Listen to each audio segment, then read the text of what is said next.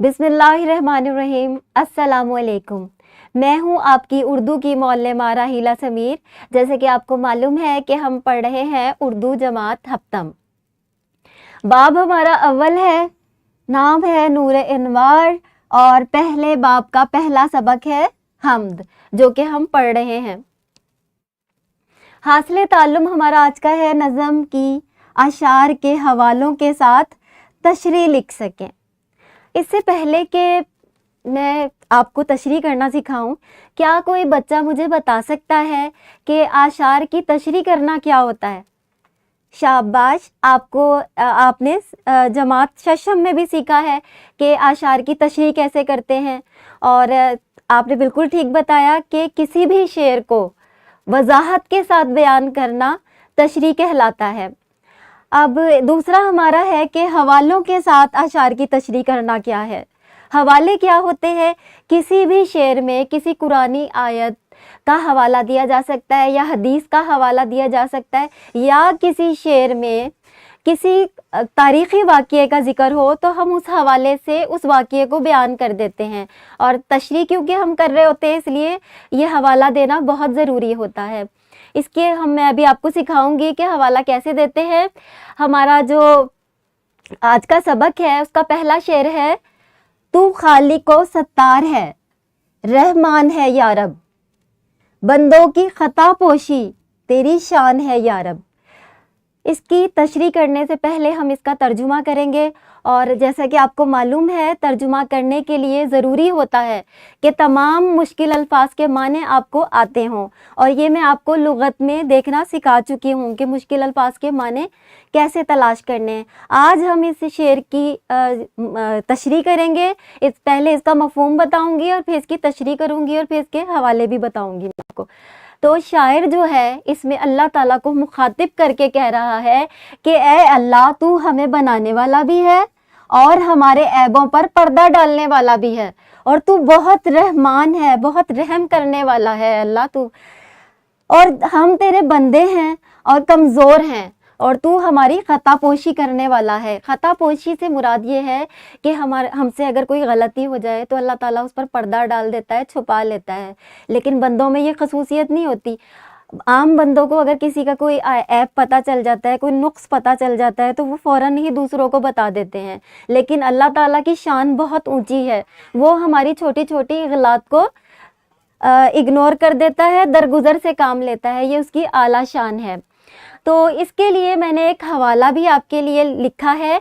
खालिक को अगर हम देखें तो अल्लाह ताला ने कुरान मजीद में बार बार कहा है कि मैं खालिक कायनात हूँ। उसके लिए मैंने एक आयत ली है, अल्लाहु खालिकु कुल्ली शैउन व हुवा अला कुल्ली शैउन वकील।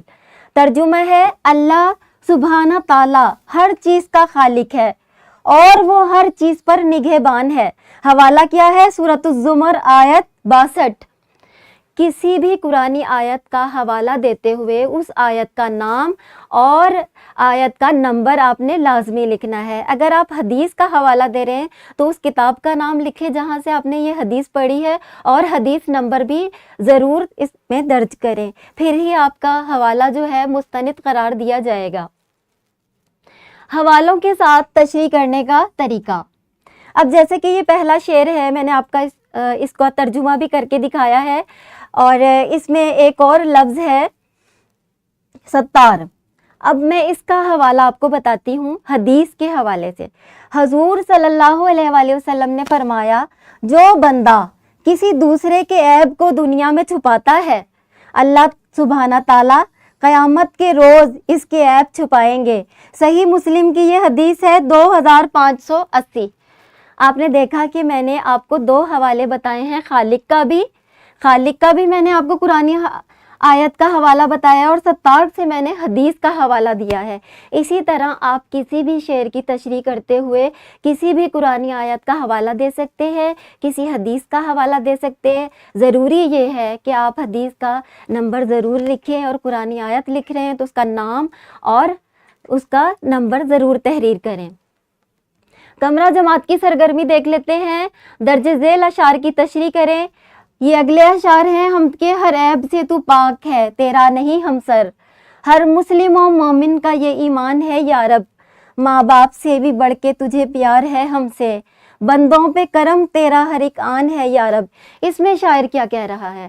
اس میں شاعر کہہ رہا ہے کہ اے اللہ، تیری ذات ایسی ہے جو کہ ہر نقص سے، ہر عیب سے پاک ہے، تو ہر جہالت سے پاک ہے، اور ہر خامی جو ہے وہ ہم انسانوں میں ہے کیونکہ ہم مخلوق ہیں، تو خالق ہے، تیری شان اونچی ہے۔ اور اس نے کہا ہے کہ ہر مسلمان کا اور ہر مومن کا، مومن اور مسلمان میں یہ فرق ہوتا ہے کہ مسلمان تو ہر ایک ہے جس نے کلمہ پڑھ لیا، لیکن مومن وہ ہے جو اللہ تعالیٰ کے تمام احکامات کو پورا کرتا ہے، ٹھیک ہے۔ تمام مسلمان اور مومن کا یہ عقیدہ ہے کہ اللہ تعالیٰ جو ہے وہ ہر عیب سے پاک ہے اور اس جیسا کوئی بھی نہیں ہے۔